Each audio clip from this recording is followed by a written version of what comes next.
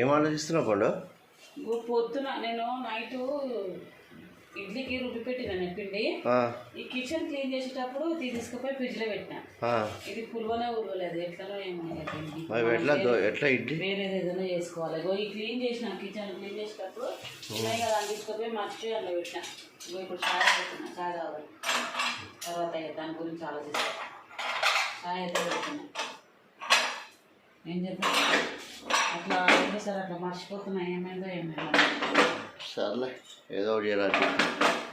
అదే చపాతి చేసి అది కుదరకపోతే అంత టేస్ట్ ఉండదు. ఇప్పుడైతే చాయ్ వేసుకున్నాము. చాయ్ పెట్టేస్తాం. అట్లా అయిపోయింది పరిస్థితి.